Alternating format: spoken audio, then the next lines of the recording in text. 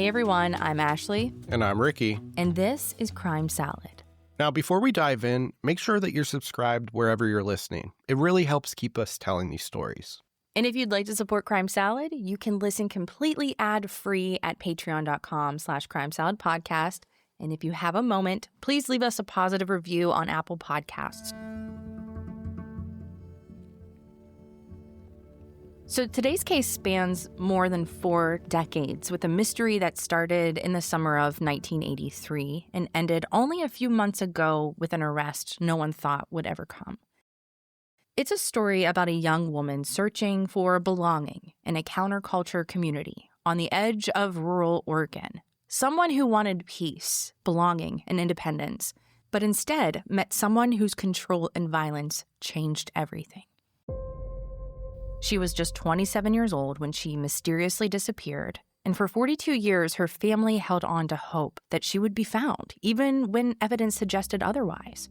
Her case went cold, files went missing, and for decades her story was forgotten. But thanks to a small group of people who refused to give up, she finally got her name back. This woman's disappearance was surrounded by rumors, whispers about communes, drugs, and a mysterious man she was last seen with, but remained just out of reach of detectives on the case. So when police finally reopened the case and connected the dots, they uncovered a trail that stretched across state lines, where the man suspected of killing Terry had been living for decades. This is the story of Teresa Peroni.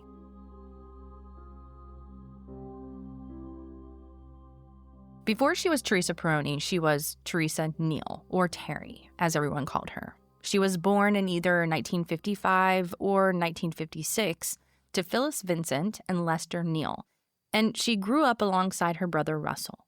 Terry was small and slender, with long dark hair and bright blue eyes. But behind that was a childhood full of instability. Her mother had been married multiple times, and the family dynamic was fractured. Terry and Russell endured years of abuse from their stepfather, reportedly, which led both of them to run away from their home at different times. Her brother would later describe their childhood as one built on fear, and it never left them. Terry also struggled with epilepsy for most of her life, which made things even harder. She struggled to hold steady work, and frequent seizures left her isolated. But even then, she kept trying to find her footing. And in 1974, she thought she found that in Texas. She married and began settling into what seemed like a new chapter. But it didn't last. One afternoon, while visiting her family in California, Terry was blindsided with divorce papers. Her brother Russell said that moment shattered her, throwing her life in shambles. That loss set her adrift again. And by the early 1980s, Terry was looking for something or somewhere that felt like home. And that search led her to Oregon. Like a lot of people back then, especially after the counterculture movement of the 70s, she was drawn to communities that promised freedom, music, peace, and living off the land. For people like Terry, who'd gone through so much, those groups could seem like a chance to start over. So Terry had found her way into a circle of people called the Earth People's Park Crowd, or EPP for short. So this wasn't an official commune. It was much more of a collection of travelers and drifters who moved up and down the West Coast. Some people say the Oregon chapter of EPP actually branched from a larger commune that started in Vermont during the 1970s. That original movement had been built around the idea of free land for free people, kind of like an open-door utopia. Anyone could camp there, live there, no rent, no ownership, or formal hierarchy. But the utopia didn't last forever. By the mid-1980s, law enforcement had started keeping an eye on the park. Investigators believed drugs were being grown and sold directly from the land. In 1990, a sting operation confirmed their suspicions, as 2 residents reportedly sold 10 ounces of marijuana to an undercover agent for $500. That sale gave the federal government everything it needed to seize the land under drug forfeiture laws. And so, for everyone living there, they were evicted within months. The homes they built were burned or bulldozed, and the 600 acres were turned over to the state of Vermont. Today, that land is known as Black-Tern Brook State Forest. Yeah, so the EPP in Oregon, or the Earth People's Park crowd, is believed to be founded as a subsect of that ideal. They planted themselves deep in the hills of southern Oregon in Josephine County. They were a group fueled by music, psychedelics, and a shared desire to live outside the rules of mainstream society. To some, including Terry, it probably seemed like freedom, but to others, it was chaos, barely held together. Everyone took nicknames. They lived off the land when they could and depended on government aid when they couldn't. Like the Vermont group, there was no established hierarchy in the Oregon group, but people definitely had more influence than others. The people who supplied the drugs or ran the makeshift shelters, they tended to hold power while others followed along. And for someone like Terry, who relied on disability benefits and frequent doctor visits for her epilepsy, it was a fragile existence. This kind of lifestyle, the long nights, the stress, the constant partying, it wasn't a great environment for her health. Because Terry lived with epilepsy, the things that could trigger her seizures were everywhere in that world. Sleep deprivation, malnutrition, dehydration, drugs and alcohol. These things could have made her vulnerable to the influence and control of others in the group, which brings us to her disappearance. In August of 1983, Terry's family in Grants Pass, Oregon, they contacted the Josephine County Sheriff's Office to say that Terry was missing. And they told investigators that it wasn't unusual for Terry to be hard to reach, but this was different. There were no calls, there were no letters, and no word from anyone in her circle. Now, the detective assigned to her case actually knew Terry personally.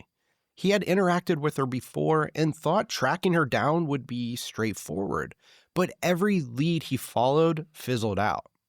Right. The initial investigation, it didn't produce much. Detectives talked to people in Terry's immediate circle, where they pieced together that Terry was last seen leaving her residence near the Oregon-California border on July 3rd. So basically a month before she was reported missing. And when the county sheriff's office finished their initial investigation, they called Terry's disappearance suspicious. But the district attorney's office said that there wasn't enough probable cause to pursue criminal charges. Without physical evidence or willing witnesses, the file was quietly set aside. And I think that month-long gap is something that really hurt this investigation. A month is a lifetime when someone disappears, especially back in the 1980s before digital records or quick communication. Leads go cold fast, memories fade, and people came and went constantly in that community. Yeah, but you can understand why her family didn't panic right away. Terry was a drifter, staying with friends, crashing at different houses, disappearing into the EPP circle. They probably thought she would resurface like she always did. By the time they realized something was truly wrong, so much crucial time had already been lost, which is not at all their fault. When detectives finally started asking questions, the people who might have known something were either gone, unwilling to talk, or too deep in the lifestyle to give consistent stories. It was as if Terry had just been swallowed up by the Oregon woods. A year went by without a single break in the case. But in July of 1984, an unidentified man walked into the Josephine County Sheriff's Office carrying a brown purse, and inside were papers that identified Teresa Peroni, including her Oregon ID card, along with her medication for epilepsy. This was a strange development that gave Terry's family a flicker of hope and investigators a reason to revisit her case. And that's a big detail. Terry had been known to visit the county health clinic often to pick up her medication.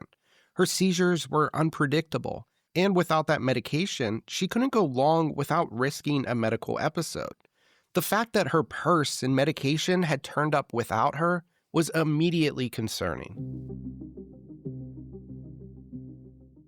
The man who brought it in told investigators that he last seen Terry sometime in late July of 1983, where she told him she was heading to a place called The Ranch in Selma, Oregon, to collect her belongings and then plan to visit her mother in Grants Pass. But Terry never made it to her mother's house, as we know now. The mention of the ranch became very important to investigators since this was the land that was tied to the EPP group that Terry was involved with. And when detectives began to re-interview the people in Terry's life, one name kept surfacing: Marcus Sanfratello. He was 29 years old at the time of Terry's disappearance, a local musician with a full beard, curly hair, and piercing blue eyes. He played guitar in a few local bands, drifting between gigs and communes in the area. By all accounts, he and Terry had been romantically involved during her time with the group, and everyone described their relationship in the same way: passionate, chaotic, and often violent. In early 1983, Terry and Marcus were living together in a small cabin called Forest Lodge near the Oregon-California border. Young members of the Earth People's crowd gravitated towards Terry. She was older than many of them, gentle and motherly, someone who understood what it was like to run away and try to start over. She was also known by the group as someone who wasn't afraid to speak her mind, and she was very independent. She didn't want anyone to tell her what to do or who to be. Which is really surprising when you hear about her and Marcus's relationship. Even in that tight-knit community, the relationship was volatile. On Valentine's Day of 1983, they were evicted from the lodge and moved in with a female friend of Terry's nearby. And almost immediately, the tension began to grow.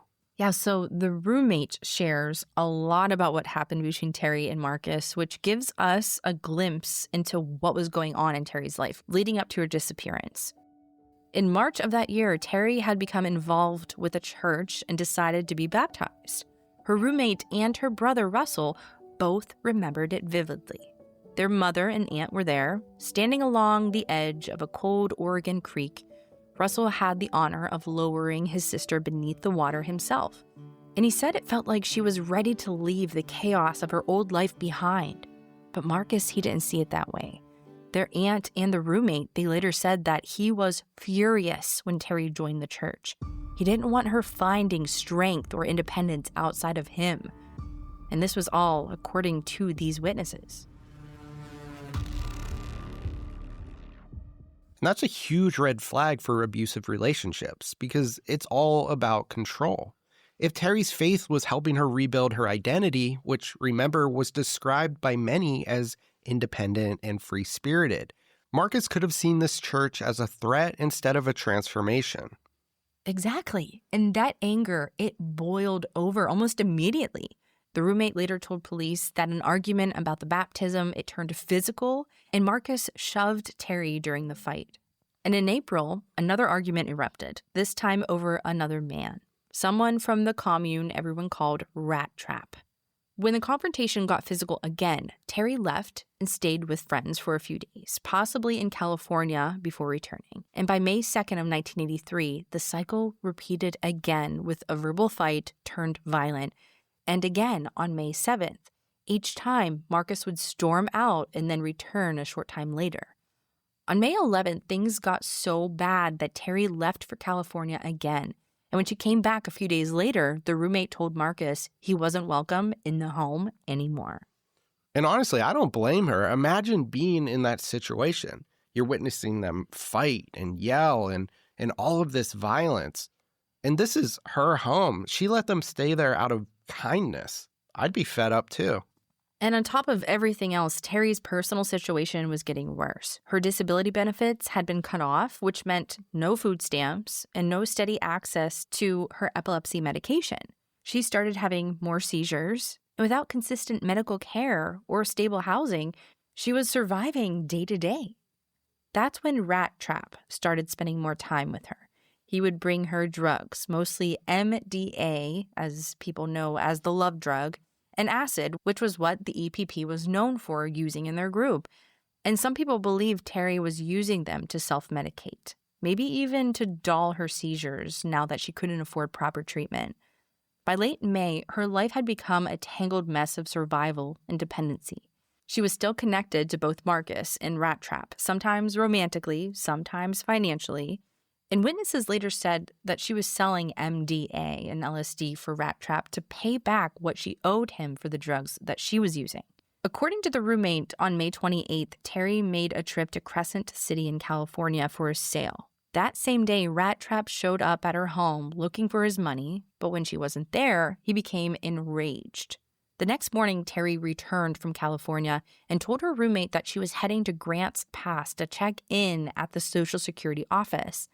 And that was the last time her roommate ever saw her.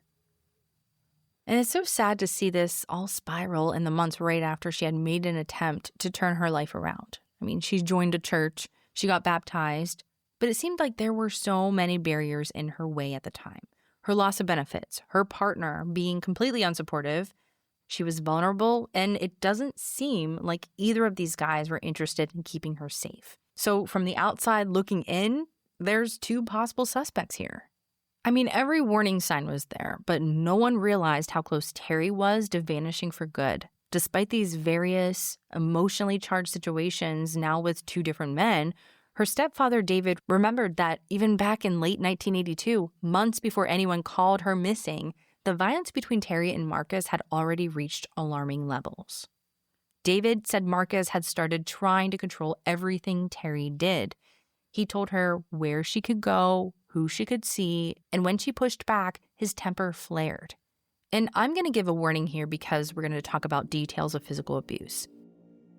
So one night, the argument turned brutal. Marcus threw her across the room and kicked her over and over, hard enough to break several of her ribs, causing Terry to end up in the hospital. And when she came home, her stepfather decided he wasn't going to let it go. He went straight to Marcus's residence to confront him. But when he arrived, Marcus wasn't alone. He was sitting with another man, someone David described as having red hair and a beard. David decided not to start a fight. Instead, he sat down with them and he had a beer. He said Marcus looked sheepish, quiet, and avoiding eye contact. Eventually, David warned him directly that if he ever touched Terry again, he would have to answer to her family. David couldn't remember his exact response, but he remembers Marcus assuring him that it would never happen again. And that look he had says everything. It didn't read as guilt to me. It felt more like fear. Not fear because he regretted what he did, but fear of consequences. He wasn't sorry he hurt her. He was sorry that he got caught. The family saw him. They saw exactly what he was capable of. And even after all of that, Terry went back. But that's something that we see so often in abusive relationships. Terry believed him when he said that it wouldn't happen again. And I think she wanted to believe that. She needed to. She needed support during everything she was going through. And when someone is struggling like that, they'll cling to the hope that the person they love can change. And I think she was grasping for any kind of stability that she could find.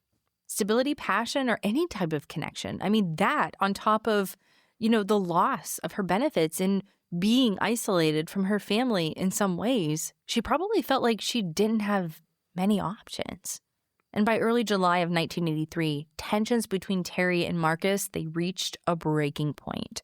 According to multiple witness statements, on the weekend of July 1st or 2nd, Terry went to a party at the ranch in Selma. It was a few acres of private land tucked in the woods with one main house and several makeshift structures scattered around it. Well, that night, it was full of people, music, and drugs. And witnesses said that Terry seemed happy for the first time in a while. She was drinking and dancing and spending time with Rat Trap. And at some point, the two slipped off together into the rooms of one of the houses. And the next morning, Marcus showed up. People remembered the energy in the house shifting instantly. Marcus was furious, and when he found that Terry and Rat Trap were together, everything exploded. Now, there's a few versions of what happened next. Some say Marcus attacked Rat Trap and won the fight, and others claim that Rat Trap, he grabbed a shotgun and fired it into the air to make it stop. But everyone police interviewed agreed on one thing, that Marcus demanded that Terry go outside and talk with him after the fight. This was the last time most witnesses saw her alive. And it's so hard to get a solid timeline. First of all, it's been a year since this all happened. Everyone at the party had probably been drinking or using, and their stories changed depending on who the police asked. Some said Marcus came back inside alone about an hour and a half later after the two went outside to talk. calm like nothing happened. Others swore they both came back in, argued off and on, and then went outside again later that night to sleep in the bushes near the tree line. After that, nothing. Now, there was one account from someone who claimed that they saw her the next morning, that she came out of the bushes, put on her leather jacket, and left the ranch on her own. But that statement has never been verified. Another account said that they heard that someone had seen Terry later that month, around July 15th, at a bar in Grants Pass. Now, according to them, she was so intoxicated that a man, possibly a biker, had to carry her out, and she was later passed out in a nearby dumpster. It sounds far-fetched, and investigators eventually determined the story didn't line up with the rest of the evidence. Still, detectives followed up on the interview, and things took a darker turn. They asked the witness if they thought Terry could be buried at the ranch, and the witness said, sure, why not, and told the detectives to start digging. And when they asked if they thought Marcus could have killed Terry, they gave the same response, saying sure. Detectives also pointed out to the witness that the people living at the ranch, they stopped drinking the water from the well and they started bringing in bottled water instead. And this was all shortly after Terry disappeared, so it was very suspicious.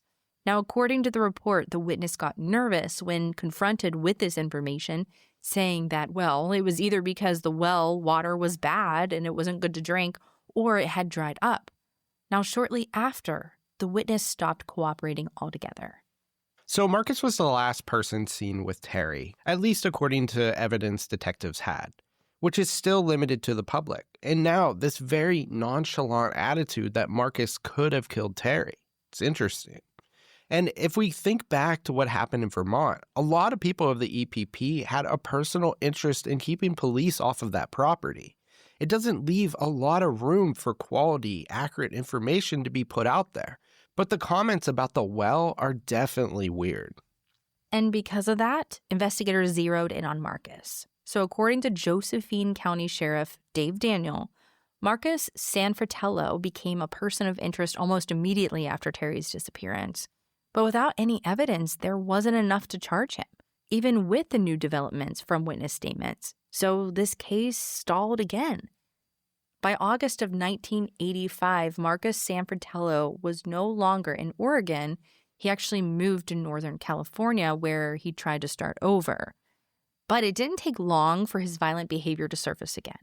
Marcus had met and married a woman in California, though the marriage barely lasted 6 weeks. And in July of 1985, sheriff's deputies in Wairika, California, were dispatched to a horrifying scene. 2 victims, a woman and her teenage daughter, were both brutally stabbed, but they were still alive. The pair swiftly identified the attacker as the woman's ex-husband, Marcus Sanfratello, and the 14-year-old stepdaughter told investigators as they were loading her into the ambulance that Marcus had beaten, choked, stabbed, and sexually assaulted her. They were rushed to a nearby hospital where they underwent extensive surgeries to repair the damage and ultimately survived. Wow, and thank God they survived that. Marcus was found hours later hiding in a hotel restroom. When deputies arrested him, he reportedly told them he knew why he was being arrested, but he claimed to be somewhere else at the time of the stabbings. I mean, that's a stellar alibi. It really is. And this is the same pattern we've seen from the start. Deny, deflect, then pivot. And to me, this confirms everything witnesses had been saying about Marcus. He was violent and escalating. Exactly, but unlike in Terry's case, the case into California left no room for doubt. Marcus was charged with 2 counts of attempted murder, 1 count of rape, and 1 count of burglary. Even though he initially pled not guilty, he eventually changed his plea and accepted the attempted murder charges, receiving the maximum penalty the court could give him. He was sentenced to 15 years and 4 months in prison. But there was nothing moving forward in Terry's case. There was still no evidence, no solid lead, and no way to connect Marcus to Terry's disappearance, besides witness speculation. With him locked up in California, the case froze again. So for more than a decade, Terry Peroni's case remained stalled up until January of 1997. On an unimproved property in Selma, Oregon, less than a mile from the ranch where Terry was last seen, a pair of locals made a grisly discovery. Resting on the land was a human skull. Sheriff's deputies quickly called in a search team with cadaver dogs, and they combed through the surrounding woods, digging through layers of moss and dirt, hoping to find the rest of the remains, but nothing else was there, just the skull. And when the medical examiner's office was attempting to retrieve DNA from the skull, a forensic artist created a composite sketch based on the bone structure of the skull, showing a woman estimated to be between 20 and 35 years old, with features that looked eerily familiar. The resemblance to Terry Peroni was undeniable. And that must have been such a bittersweet moment for the family. But Terry's family was left with an awful middle ground because, as far as public information goes, the skull stayed as Jane Doe.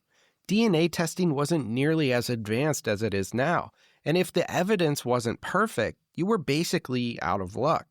No one knew what happened, but there was no updates about whether the skull belonged to Terry or not. Right. So another decade would pass before that skull would resurface again. And around this time, Marcus Sanfratello had served his sentence for his violent attack on his ex-wife and stepdaughter.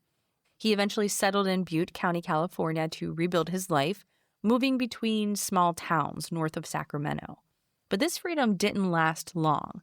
So in 1999, Sanfratello, he was back in trouble, this time in federal court for embezzling government property, and was sentenced to 2 years probation and about $4,000 in restitution. In simple terms, embezzling public property usually means taking or misusing something that belongs to the government. The details in this case are scarce, but some examples of this kind of offense are a federal employee pocketing funds from an account they manage, stealing government-issued tools like electronics or vehicles, or taking government equipment like computers. So for Marcus, we're jumping between violence and white-collar crime, so he definitely doesn't discriminate about breaking the law here. Right, and this gives more insight into Marcus's character, but not his guilt in Terry's case. So the case went silent again for another 6 years until the case landed on the desk of a new investigator, Detective Ken Selig of the Josephine County Sheriff's Office. In 2004, Selig decided to take another look at the unidentified skull found near the ranch. The composite sketch had always looked like Terry, but nothing was provable without usable DNA. So Selig rewrote the file as a homicide report instead of a missing person case, and he started from scratch. He tracked down one of Terry's half-sisters and collected a new DNA swab for comparison. Then he contacted the FBI, hoping to send a better sample to compare to the skull, something that could finally end the family's decades of waiting for answers. But when he reached out to the FBI, they gave him shocking news. The earlier investigator had sent tooth fillings for DNA extraction, which wouldn't contain any usable DNA, which is the mistake that stalled the case back in 1997. Determined to fix it, Selig contacted the state medical examiner, Dr. James Olson, on October 2, 2004, asking him to locate the skull for new DNA testing. There was no response. He followed up with Olson's assistant, who said he'd look for the remains at the medical examiner's office, but weeks went by without a word. On Halloween of 2004, Selig sent another email to Dr. Olson pleading for the skull's remains, but still received no response. It wasn't until January of 2005 that Olson finally responded, saying that the skull was at the medical examiner's office and he would locate it soon, but soon never came. And by January 26th, Selig warned in another email that he would have to deactivate the case by February 6th if there were no updates, copying the local district attorney on the message. And when the deadline passed, without a word from Dr. Olson, Selig had no choice but to close the file again. He asked the FBI to return the DNA swabs from Terry's half-sister and the tooth fillings. That is so frustrating and heartbreaking. Not only because of how badly things were handled, but because there was actually a detective who tried to do the right thing. Someone who saw this case had been ignored for years and made an effort to reopen it. And then everything just fell apart again, simply because the evidence couldn't be located and no one communicated. My guess is that once the medical examiner realized they couldn't even find the skull, They stopped responding instead of just admitting it. And that lack of silence, that lack of accountability is such a disservice to Terry and her entire family. They deserved honesty. They deserved care, and they didn't get that. And because of this error, this case sat frozen for 15 years. But in 2020, a discovery changed everything. So after years of confusion and miscommunication, the skull was finally found sitting in storage at a genetic genealogy lab at the University of North Texas. Investigators later learned that Josephine County authorities had sent it there years earlier for safekeeping, and then they forgot about it, allegedly. And when the skull was finally rediscovered, investigators sent it out for new forensic testing. But despite that, there were no public updates. The case was being looked at behind the scenes, yet it still was not officially reopened. Then, people started to notice something. So in 2022, the case file for the unidentified skull, it was quietly being updated to share the exact same case number as Terry Peroni's missing person report. This suggested that the investigators now believed the skull belonged to Terry and that they were treating her disappearance as a homicide. But again, no announcements were made, no press release, no answers.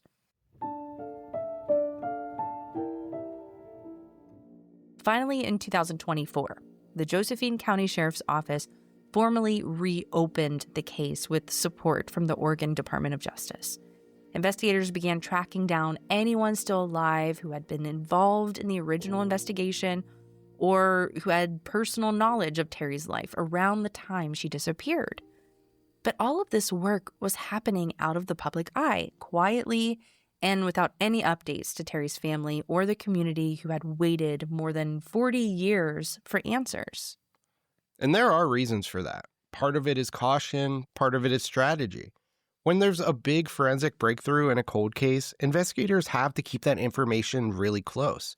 They need time to double-check everything, make sure the results are solid, and make sure that they're not risking the case by moving too fast. If they go public too early, they could tip off the person responsible. So holding back, building the case quietly, and getting it as strong as possible before saying anything, that's what increases the chances of a conviction. But even knowing all of that, it's still incredibly frustrating. Because we're talking about a family who has been waiting for answers for years. They've been told to be patient, to trust the process, and yet they've seen almost no movement. So while the strategy makes sense on paper, the human side of it is just painful. They deserve updates. They deserve to know something is happening. And instead, they're just left waiting in the dark.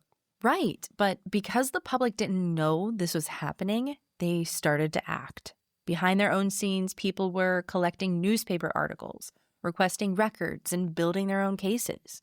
In July of 2024, which marked the 41st anniversary of Terry's disappearance, John Lorden, through Seriously Mysterious, released a podcast titled Is Teresa Peroni 1997 Jane Doe?, which laid out all the facts of the case. The writer of the episode, Gwen Beringer, had spent tireless hours requesting records to find the facts of the case, seeking the public's help in making connections for this case.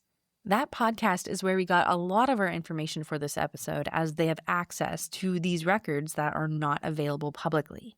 Now, at the time, the only thing the public knew was that Terry disappeared and the case was closed. These records uncovered all of this behind-the-scenes investigation that we've discussed, giving the public a real glimpse into what was going on in Terry's case. But Beringer and John Lorden, they had no idea that Teresa's case had just been reopened back in February. So Detective Sergeant Kyle Henrick, who had reactivated Terry's file, contacted Gwen and asked her to keep her reporting quiet, telling her that he was the one who reopened Terry's case and that he might be close to an indictment. And we hear that all the time in missing persons cases. Think of all of the unsolved cases we've done where advocates are saying that the police knew who did it, but they just need the evidence to make a case. Sometimes cases get stuck in that spot, but it's at least good to know that investigators weren't giving up. Exactly. And what we didn't know is during that time was that when the skull was finally located, The testing utilized advanced mitochondrial DNA analysis capable of working with tiny, degraded samples. And finally, after nearly 4 decades, the results came back that the skull found less than a mile from the ranch in Selma was a confirmed match against the DNA of Terry's half-sister.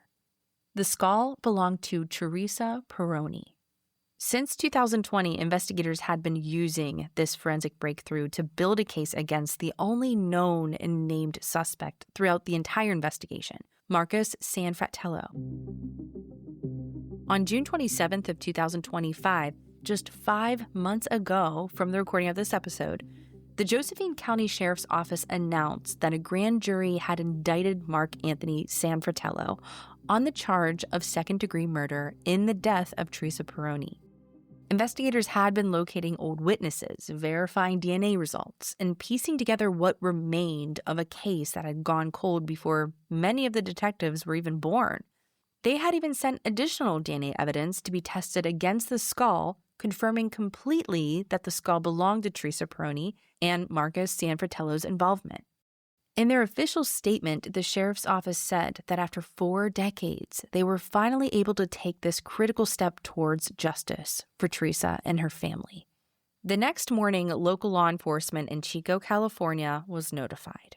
Officers arrived at an apartment on the 1100 block of East 8th Street, where they took 71-year-old Marcus Sanfratello into custody without incident.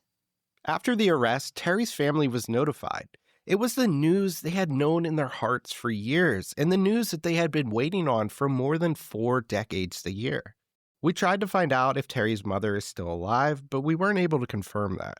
But we do know that her brother Russell was reached, and he gave a public statement after Marcus was arrested. If Terry were alive today, she would have been around 70 years old. Yeah, which makes me think that Terry's parents are likely not with us. But, you never know. Marcus was booked into the Butte County Jail in California, awaiting extradition to Oregon. The Josephine County District Attorney began preparing for what could be the first ever trial ever connected to Terry's disappearance and death. And what's interesting is neighbors of Marcus in Chico said that Marcus wasn't the sort of person you would notice unless you were paying attention. He lived alone, he drove a motorcycle, and could be found most Tuesdays and Thursdays at the Tackle Box Bar and Grill on Park Avenue. People there knew him simply as the older guy in a leather jacket who always signed up for karaoke, singing heavy metal or rock songs. People in the town said that after his shows, he would hang around, talk to people, and sometimes flirt with women at the bar. Some women said he made them uncomfortable. And another resident described him as quiet, angry, and radical, but also a skilled guitar player. And one man who knew him casually told reporters that Marcus often talked about his past. He said that his wife had died years earlier, and after that, he moved to Chico and stayed at the Jesus Center, a local homeless outreach program, before eventually getting his own apartment. To everyone, he just seemed like this regular guy, not someone who had stabbed 2 people and had been charged with 2 other crimes and now a third. Yeah, exactly. It's wild to think about. Someone just sitting next to you at a bar, singing karaoke and just blending in. Right. You would never guess what he was capable of. And it makes you wonder how many people we cross paths with who have entire hidden histories we know nothing about. Marcus has since been extradited to Oregon and has been arraigned on his murder charge, where the judge decided to hold him without bail. His defense attorney, Elizabeth Baker, said that he is claiming all the rights afforded to him under the law. And that's the final update we have on this case as Marcus Sanfratello awaits his next court date. Among those affected were the podcasters who had spent years of digging through old files and forgotten case notes, Gwen Beringer and John Lorden. They spoke with News and Review shortly after news of the arrest broke, and John Lorden was quick to credit Gwen for most of the research and writing on the case. Many meaningful moments, and it was one that he would never forget. He also gave credit to Ken Selig, Dr. Nikki Vance, the Oregon Department of Justice, the Josephine County Sheriff's Office, the District Attorney's Office, and the Chico Police Department for giving the Peroni family a long overdue shot at justice. which I think it was really a collaboration of all of them that got us here today. And Gwen said that the arrest came as a shock to her. She said that she had been hoping for Teresa's remains to be identified since 2019, and she had contacted the state medical examiner for several years without much movement. She had lost a lot of hope that this case was ever going to move forward, but she didn't give up. Gwen Beringer was actually the one who tracked Marcus to his current address in Chico, California, leading to his arrest. She said that as far as timing goes, she thinks that the podcast was at least part of the chain of events that helped this case move forward. And I definitely agree. I mean, that's such a modest way to say it, but she spent a ton of time tracking down resources and asking questions, reminding everyone that Terry's case still mattered. But Gwen was so humble throughout all of it and also made sure to defend the systems that were trying to solve the case. And something that we've talked about on here before, cold cases lose priority because of changes in personnel, limited resources, and the need for better DNA technology. And once we do get developments in DNA testing, cold cases are at the back of a very long line. Exactly. It's a sticky situation. And even though it's very sad that Marcus stayed out of prison and uncharged for so many years, at least the patience and perseverance of some key people brought him to justice. And we've been seeing a lot more of these older cases being solved. So hopefully that continues to happen to bring closure to the families. When the news of Marcus Sanfratello's arrest reached Russell Neal, Terry's brother, it brought both relief and heartbreak. He had spent more than 40 years living with unanswered questions about what happened to his sister, and now he finally had the answer he'd always feared. He told reporters that he welcomed the news and that he was grateful for the people who never gave up. But the loss still cuts as deeply as it did in 1983. Russell also said that he regrets not having spent more time with Terry after they grew up. She'd been through so much abuse, illness, the constant searching for belonging, but she never lost her tenderness. Russell said that the one solace he has is that she's in heaven. Thank you all so much for listening to this week's episode. If you would like to learn more about the Josephine County Missing Persons Project, you can visit their page on Facebook and continue supporting the cases that still need answers. We'll continue to follow what happens in Marcus Sanfratello's court case, and we hope Teresa gets the justice she and her family deserves. If you want to hear more episodes like this, be sure to subscribe and leave a comment about a case that you think needs more publicity. Take care of yourselves, and we'll see you next time.